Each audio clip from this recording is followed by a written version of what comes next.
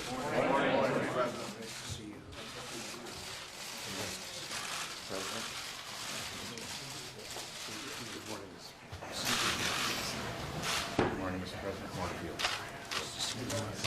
Good morning, Mr. President. Good to see you.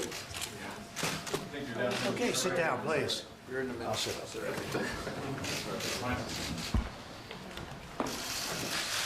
Mark was so nice with the plant. Coming back, I wanted to sit next to him, I must be honest.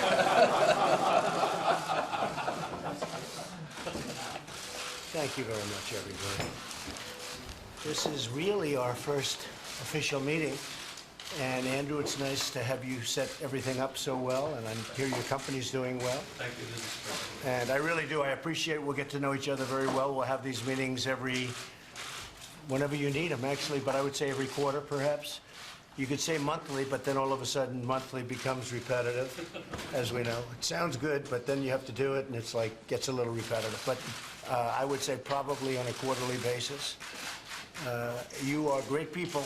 You've done an amazing job, and the biggest in the world. And this is a worldwide meeting.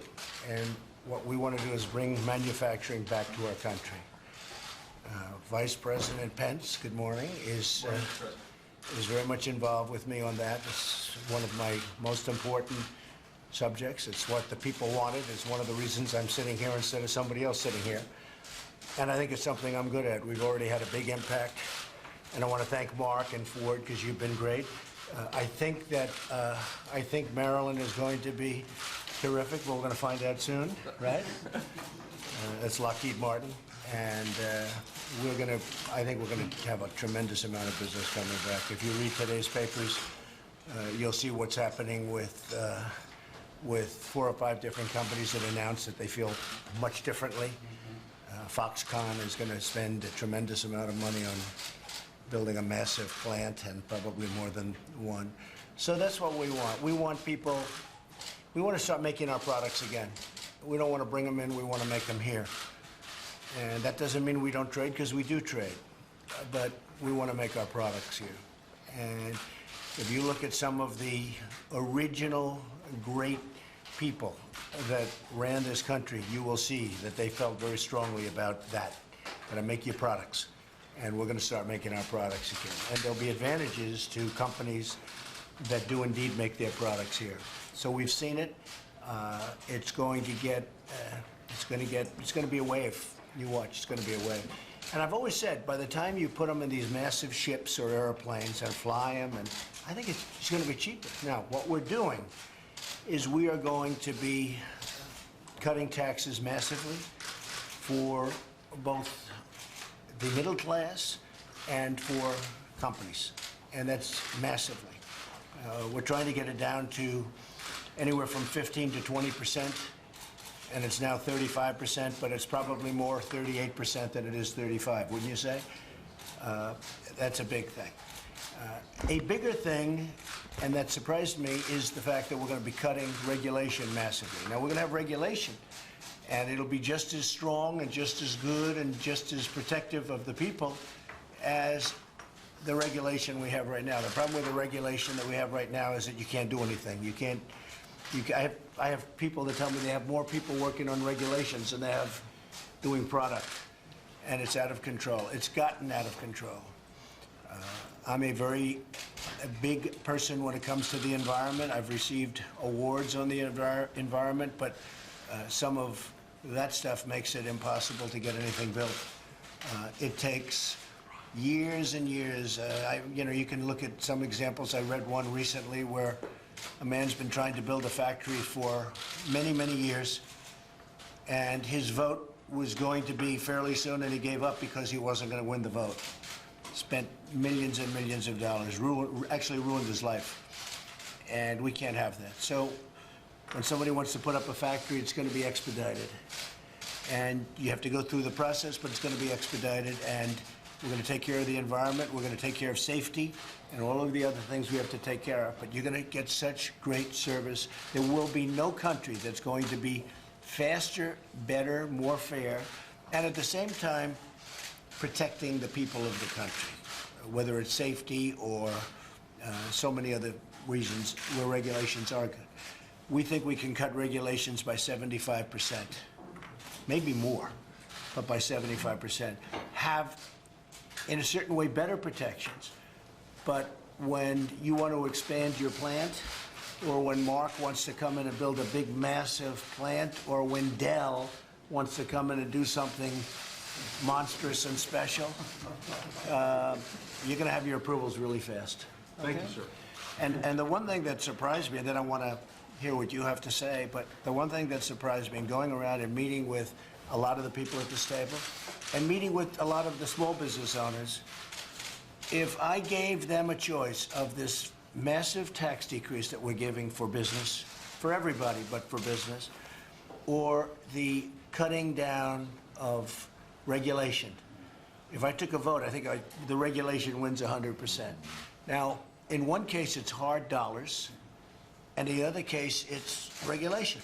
You would think that the regulations would have no chance.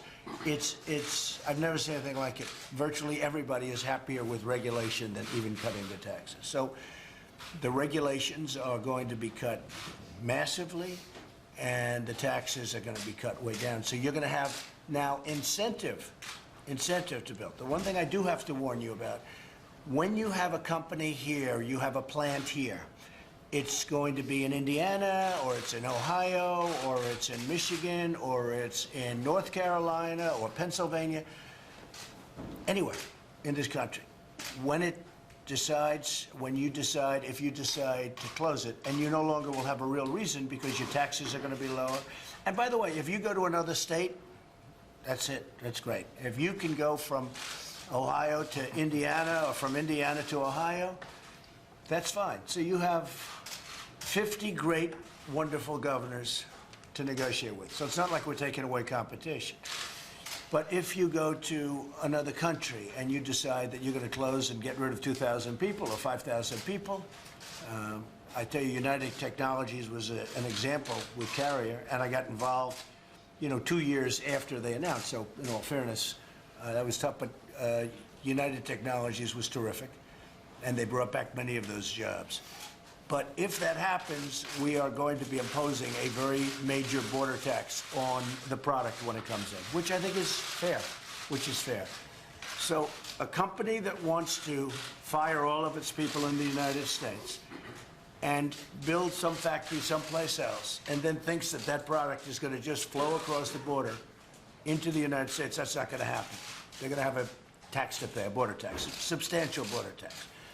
Now, some people would say that's not free trade, but we don't have free trade now because we're the only one that makes it easy to come into the country. If you look at China, if you look at many other countries, I don't have to name them, but many other countries, they can't believe what we do. So we take in things free, and yet if you want to take a plant or you want to do something, you want to sell something into China and other countries, it's very, very hard. And in some cases, it's impossible. They won't even take your product. But when they do take your product, they charge a lot of tax. So I don't call that free trade. What we want is fair trade. Fair trade. And we're going to treat countries fairly, but they have to treat us fairly. And if they're going to charge tax to our countries, if, as an example, we sell a car into Japan, and they do things to us that make it impossible to sell cars in Japan, and yet they sell cars into us, and they come in like by the hundreds of thousands on the biggest ships I've ever seen, we have to all talk about that. It's not fair. It's not fair. Never was. I just can't believe it took so long for somebody to come along. So that's the only thing I will tell you. So essentially, I'm talking about no tax, because if you stay here, there's no tax. Somebody would say, oh, Trump is going to tax. I'm not going to tax. There is no tax, none whatsoever. And I just want to tell you, all you have to do is stay. Don't leave. Don't fire your people in the United States. We have the greatest people. And many other countries have the great people, too. I mean, we all have great people, okay? This isn't that kind of a competition. Everybody has great people. But if we're going to fire people and build a product outside, not going to happen. So, thank you.